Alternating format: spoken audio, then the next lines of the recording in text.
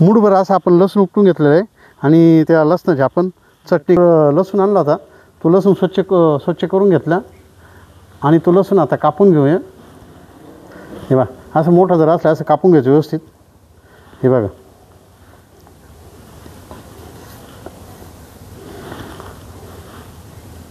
हे बघा असं लसूण बारीक कापून घ्यायचं। हे बघा आणि आता ते लसणाची पात आणि कवळा लसूण आपण कापून घेऊया। हे बघा असं व्यवस्थित बारीक बारीक कापायचं।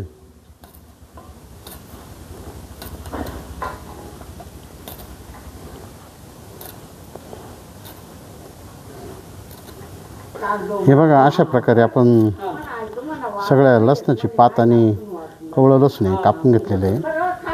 हे बघा आपण गॅस पेटवून घेतलेला आहे। छोटा चमचा जिरे टाकून घेऊ त्याच्यात।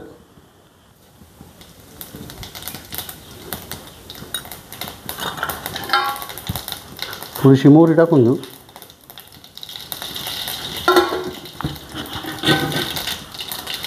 गॅस मध्यम आचेवर ठेवायचं आहे। त्याच्यानंतर आपण जे वाटण केलं होतं मिरची, शेंगदाणे, कोथिंबीर ते वाटण टाकून घेऊ आता आपण।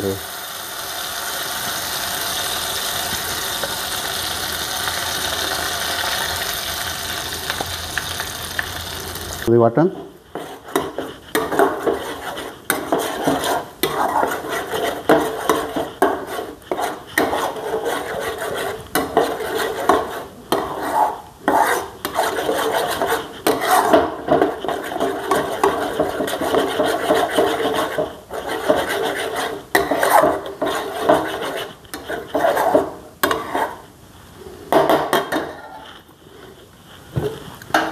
अजून थोडंसं तेल टाकून घ्या वाटलंच तर।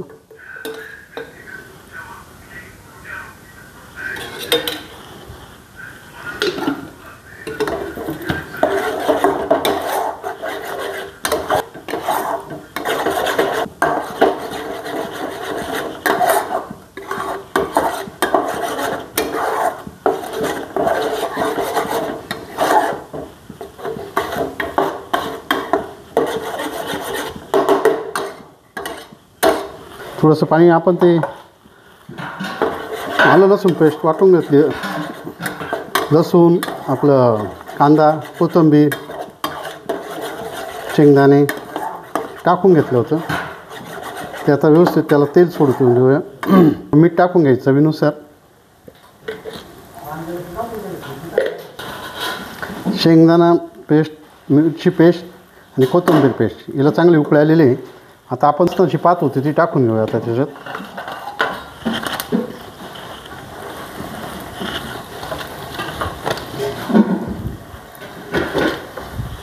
करून आपण आपल्याला मसाले टाकायचे ते मसाले राहील ते मसाले टाकून घेऊया। किचन किंग मसाला टाकायचा आहे थोडासा 1 चमचाभर।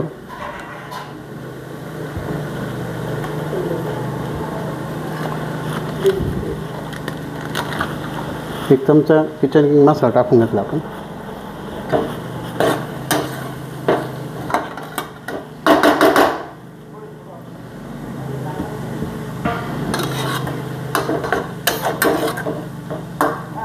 दहा मिनटं मंद गॅसवर शिजून देऊया। आता टाकून घेऊया। थोडंसं पाणी टाकलं आपण शिजण्यासाठी व्यवस्थित।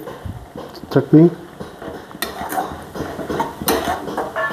कढीपत्ता टाकायचा राहिला होता आपला।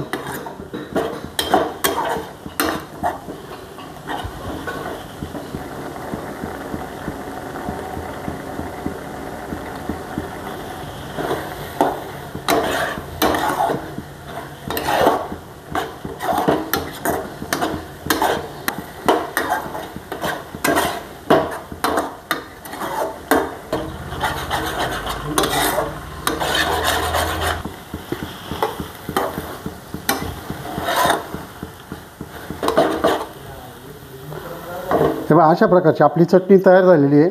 आता गॅस आपण बंद करूया आणि तुम्हाला मी एकदा खाऊन दाखवतो कशी चटणी झाली।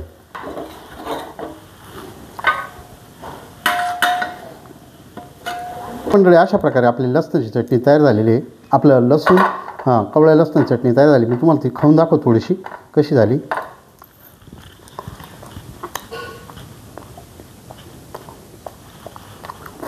मंडळी लसणाची चटणी तुम्ही प्रवासात नेऊ शकता, बाजरीच्या भाकरीबरोबर खाऊ शकता, तांदळाच्या भाकरीबरोबर खाऊ शकता, भातासोबत खाऊ शकता. आमच्या रेसिपी आवडल्या लाईक करा, शेअर करा, कमेंट करा. नमस्कार. ही चटणी कमीत कमी 10 दिवस फ्रीजमध्ये जर ठेवली तर